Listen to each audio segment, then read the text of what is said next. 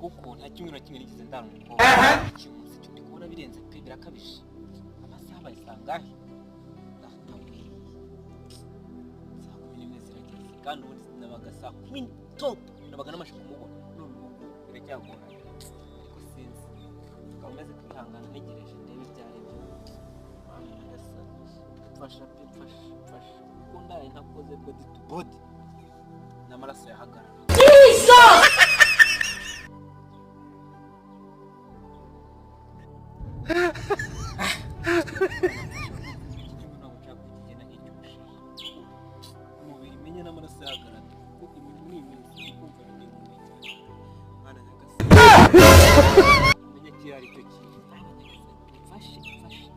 Oh my God.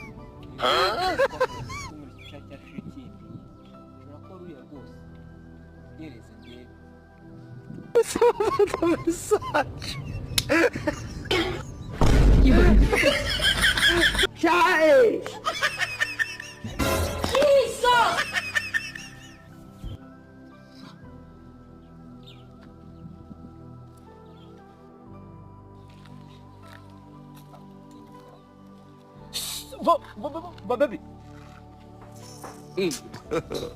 God have mercy upon us. Oh yes. Sifuriki. Sibona nubwo ntega amatwi basi. Utarumva nicyo nkubwira ushaka urancika. Mbega ibyo nko kuca. Unyeretse kundenze.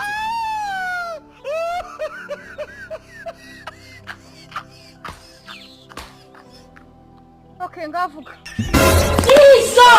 Waje kumyimyoza. Ruka, sinakuvuga nukuruka. Look. Warute vuba. Oh my God. Okay, baby. Nagura umwana.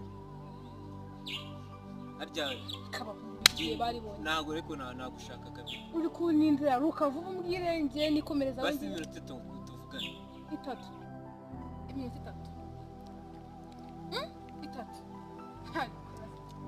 Njye umwana wo kwa minisitiri ngewe kabahungu kigiye mwaribonye.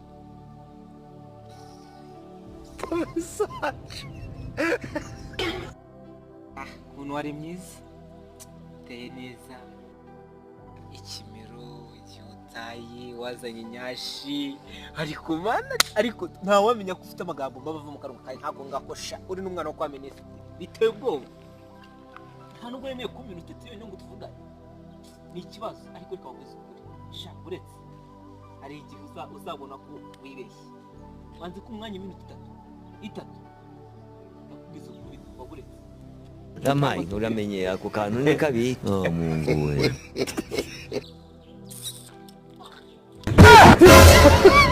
we wandanya wisina na shikarete uri gwekya wa mahero urante ibintu girante ibintu yari gwekya mu kanwa kawe wabusa menya nta fungurwe ngo ntere funda amahero niba uri wanze ko tuvugana ntabwo ari kwikugura ukagenda amahero ukagenda itsigana abo sawa